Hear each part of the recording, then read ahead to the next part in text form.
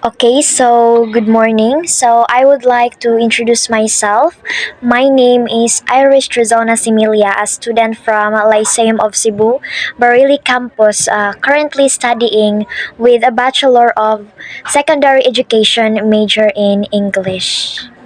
Okay, so teacher, thank you so much for joining me today. So before we start, could you please confirm that if comfortable Rebecca with this interview being recorded? Yes, it's fine. It's okay. Okay, so great.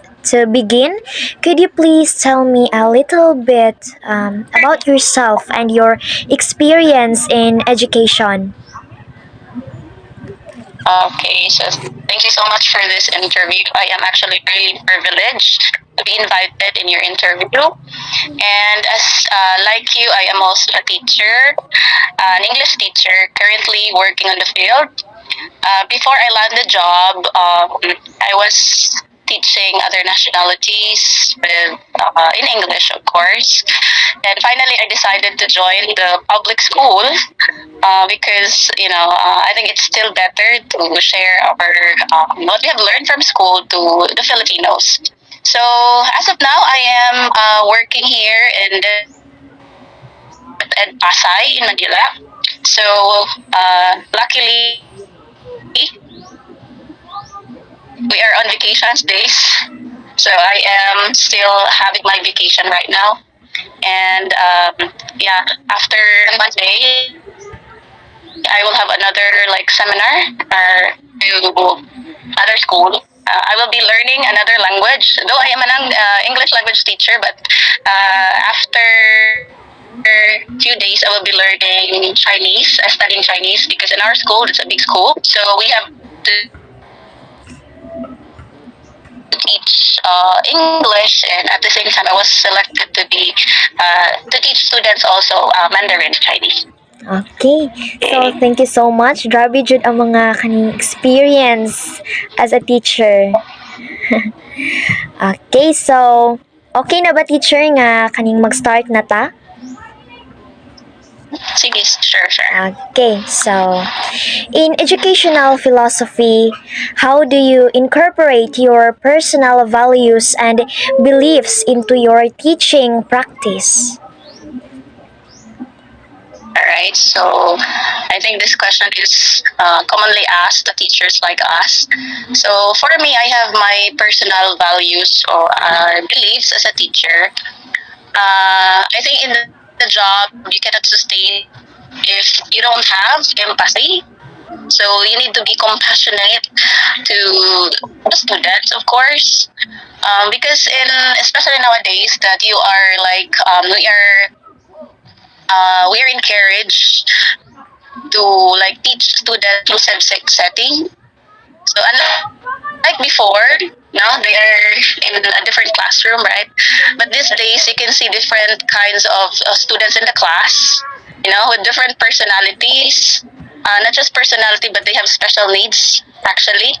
So if you don't have empathy, you don't have compassion, I think you won't stay longer in the bed. Most likely, you will quit sooner. So, just in my experience like that, you need to be compassionate and you need to be patient in your work. Okay, and like other things will just follow if you have this kind of core values in life. Yeah. Okay, so thank you so much. So next question. In community or in societal connection, how do you engage a teacher, parents, and the wider community in your students' education? All right. So, this is a very good question, and I think it would be helpful for the new teachers on their way to the field, right? It's having a good connection or relationship with girls is very important. You cannot finish the whole school year without them. Okay. So in my case, what I do in class, we are now in a modern, society. Mm. So we have the access to like messenger, right? So the parents also has their Facebook already. So in my case, I actually created this kind of, on the first day of school year, I create this kind of GC where I have a GC for my, for example, I am the advisor, Right. right? So in my advisory class, I have this group chat where I have my parents there, and if I have concern with the students, of course, I have to communicate to them through Mm-mm. Messenger. I think it's more accessible because Yes. if they have access to internet, we have what we call free data, right? So they can just read the message there. And if I'm announcing something like for everyone, it's a general announcement, so the parents can just see there. So I, as a teacher or advisor, you don't need to just send a message there because there is an emergency, there's a problem. Of course, you have to report also good things to parents, right? Yes. How was how was their children at school? What are the good news to happen? Like some activities, of course, you have to inform the parents, right? From time to time. Aside from that, I also encourage my parents to have their voice. No, we have what we call like the conference, the meeting for parents. So this time, they can just say what they want, and it's nice that you have this kind of parent to, you can collaborate, so you can make plans for uh, not just for their actually not just for their children, of course, but for the benefit of the whole class. So it's actually hard in my part because I'm in Manila right now, and as a Cebuana, in a meeting you cannot speak English because parents are the locals, right? So for you to connect them to them, of course you have to speak the language, Tagalog, the Yes. Filipino Yes. language. So but because like I was true to myself, I love my job. Even though I'm having a hard time to speak the Filipino, I was able to commit to them. Okay, so consistency is important as well. Now, from beginning to end, you have the group chat. So, and yeah, that's what how I communicate and have my how I build my relationship with my parents. Okay, so thank you so much. So, okay, next question, teacher. Okay, in addressing the diversity of learners, how do you differentiate instruction to meet the diverse learning needs of your students? Okay, so I think that's okay. A very good question. Mm-mm. As I mentioned in the first question, like in a class, you will see inclusive learners, right? So you cannot like, of course, you have the lesson plan. You have to prepare for that. You have your IMs, but during the real setting, things Mm-mm. could vary. Unexpected situation could happen, so you have to be flexible enough. Like, how are you going to deal with it? Are you going to pursue with the plan that you have prepared, or are you going to like change it for the benefit of the student in the class? Okay, so in my case, of course, for me to have this kind of like diverse learners to address their needs, I think the most effective one is to have groupings first. Mm-mm. Okay? Because in that grouping, you're giving them time to share their, not just their knowledge, but their skills actually. Because not all of the students in the class are academically inclined, right? So some of them are like, just have this another skill. Okay. So, for example, you're an English teacher, and then you want them to write an essay, but not everybody could do that, right? So, in that sense, you can just have groupings, and then in that group, maybe someone could lead, okay, and the other to contribute. And then, as a teacher, of course, you will not just sit there and okay, do the groupings. Of course, you have to roam around the classroom, make sure that you are visible to them. though they are having their groupings, but they can see that, oh, there's a teacher in the class. Okay, and students at the end of the day, they will really appreciate you. As much as possible, when this happens, like you're having the grouping, just do not take this because I don't know, but in some cases I see that some teachers take advantage of this, like they are sitting there and doing their thing. I think for me it's not right. So if they're doing their groupings, you have to be part of it. So you have to stand, roam around, wait for them because they will ask you questions like, teacher, how are we going to do this? Oh, we're having a hard time for this. So you need to assess that. Yes, yes. Okay, so in my case, I don't give assignments. Like especially for the Gen Zs, the Alpha, they don't like it. So what I do is just I always say like review. Mm-mm. I always say review because in the setting, like there's 50-minute class, 50 minute in one class. They won't like remember everything, right? So what I do is just I ask them, okay, your homework is just review your notes, review the lesson, and then of course they know that if I say review, there will be coming tests, maybe not the next day, but the following days, like that. So at least the students are prepared. Okay, so that's how I do that in building relationship. And when you say relationship, it's not just for your students. You have how to call that? I also have this with the colleagues, right? Mm. Okay, so I think we need that one too, right? Because we can like ask them techniques on how to deal with the students. They have their different experiences. You cannot learn everything in one setting. You cannot learn everything in the whole year, but your co-teachers will help you too. Just be nice, like that. Okay, thank you. Okay, so next question, teacher. Okay. So in Okay. fostering a positive school culture, how do you build positive I think it's done. Is it? I think we're in question 4 right now. Okay, okay. Category 4, right? Okay. Again. Sorry, teacher. Okay. In in fostering positive school culture, how do you build positive relationships with your students and colleagues? Okay, so I think your question, I may say an answer already in the previous responses, right? But as I said before, of course, you have to build a good relationship. Yeah. So when you build relationship, not just to your students, of course, to your parents, right? To the teachers, of course, they're part of the community. Okay. So in my case, like for example, the student has to join a competition, right? So they will be part of that. If they win, of course, you will win as well. So you have to celebrate their success, right? If they lose, do not like act, oh, they're just loser. Okay, be there with them, understand that it's part of the game.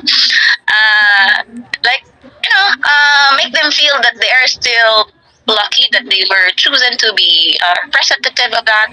So I think celebrating success, not just with your student, but also, of course, with your colleagues, right? So you just have to be supportive so that you can build a good relationship with them. So, and for me, when I like communicate to anybody, like parents, students, and teachers, I make sure I am really genuine. So, like I don't do it just for a job. I do it because I feel it. Like I like what I'm doing. Because if you will just do it just for a job, you cannot. You will break down one day. Right? Because there are a lot of things happen in the bed. You will not just teach there. No. You have to do reports. Whether you're like, oh, I'm brokenhearted. What? I'm broke. You need to show up. You need to be there. Okay, you need to do the job, and that's why I said being a teacher is not just a job. You need to be compassionate, and of course, for you to do that, you have to have a very good relationship. But everything is not perfect because we came from a different society, different families, right? Especially in me, right? Like I'm a Cebuana, and you have this set of colleagues who are Filipinos from this culture. They have actually we're Filipinos, but they have different way of working. So if things doesn't go your way, just understand, okay? And when you understand, when you like, you will learn, and as you learn, of course, you will discover, okay, I have to do this thing to have a good relationship with this person. Okay? And expect that, of course, you will see parents. In the parents' case, you will see parents that are irate, right? Nice, you know.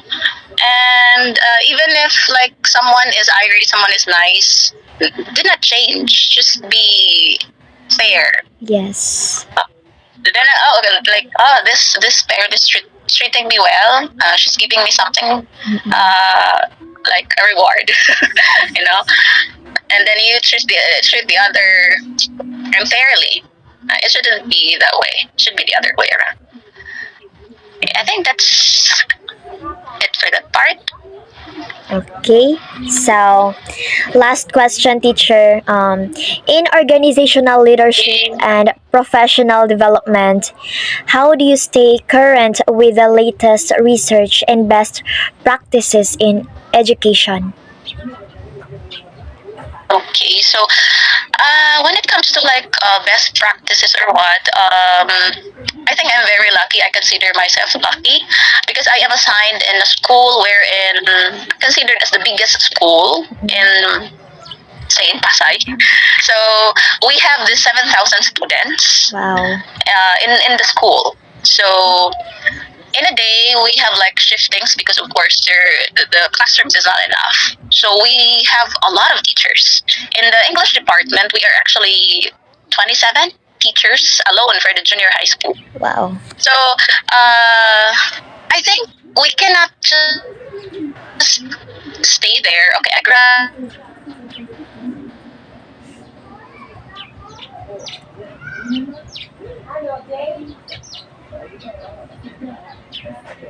graduate from my bachelor and it's enough. Okay, the school itself of seminars, the first of winners, all that. In the department itself, there is what we call LAC session.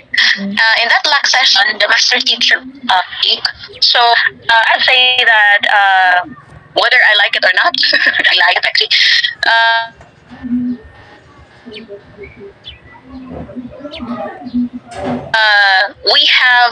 We are learning in the school, okay? Because the students that we're handling in one, for example, in one grade level, they are arranged from the section one, highest section, to the lowest. So if you're a teacher in the school, you cannot choose like, oh, I will teach the lower section, I will teach the higher section. It's not like that. So they will just give you the schedule. One of the hour, like you're teaching the highest section. Okay, so of course you have to be competent because that's the highest section. They won't like listen to you if you're like not competent enough. And then in the next hour, you will be teaching the lower section, right? So even if you're that smart or what, you know your job. It's not that easy because you have to learn how to handle different groups. Okay, and then in that highest and lowest section, there is what we call inclusive learners. So in my experience, actually, while I was having a class, someone with special needs, suddenly lie down in front, and then she was having her tantrums. Well, I don't know what I do that time, but I just pause and then make myself compose, of course, and then wait until the student calm down and then talk to her. Okay, so and I learned the strategy because we had the seminars at school, how to handle students with special needs. Okay, and I think for you to acquire that effectively, of course you have to unlearn to learn. Okay, you cannot just say, "Oh, I'm good. I'm the best teacher." I don't need that. Okay, because you have nowhere to go if you're like that. So, if they're teaching you something, you have to listen. You have to learn. You have to use it. Because it will be just useless. Like, oh, DepEd is having this one, and you know what? Every year we have this what we call the NSET. Okay, Mm-mm. in that NSET, not only in Pasay, okay, but all schools in Yes. Philippines. Okay, so it means that all teachers are learning every year. Mm-mm. Okay, we have like different maybe in the different schools, we have different like way of handling students, but the common grounds is that all of us are learning. Mm-mm. Okay, and we must. And to be honest, in my case, as I said at the beginning, like, oh, I'm an English teacher, but they asked me to teach Chinese. Okay, and that's part of the rules. So at first I was hesitant because the Chinese is far from English. So last year, I also had this schooling for a month, and then after that, I have to take the test, which is the level one test. And luckily, I passed. And this coming Monday, I have to go for another level, which is level two, and that's also a different language, right? So the thing about there is that if I say no, nothing will happen, right? So if you're a teacher, you have to be flexible enough because DepEd will just give you a lot of opportunity. Yes. Yeah, they just be open about it, and it's nice. I stayed in the international school for 10 years. So I was teaching like the Japanese, Koreans, and that. But now I'm in DepEd. I also appreciate how DepEd works. Okay, so for me, you just know how to appreciate. A lot of things is going on in DepEd, but maybe you have just to focus on what could you gain, Mm-mm. okay, for you to learn, because it's okay to complain. It's hard. It's tiring. Okay, I want to give up like that. It's common. You can rant. It's part of the game. But at the end of the day, you choose DepEd. You choose to be a teacher, to teach, Mm-mm. right? It's not just for your own good, right? So I think maybe I say a lot, but one day if you choose to be a teacher in DepEd, you may encounter what I have experienced, but you will also encounter different things that could happen in your class, and I would say it's interesting, it's fun. You will learn to love Yes. DepEd, and you will learn to love how to be an English teacher. And when you're an English teacher, you are called yes. So I think that's it. How I work and learn in my field. Okay, so teacher, thank you so much kaayo no for your time and sharing your valuable insights with me today. I truly appreciate your taking time to answer my questions. So, your experience and perspective have been incredibly helpful. Dili lang kay nako og sa kaning mga students pod. Okay, yes. Yes, thank you so much, Irish and Mom Irish. I hope it helps, and I hope you will be inspired to be a teacher one day. Okay.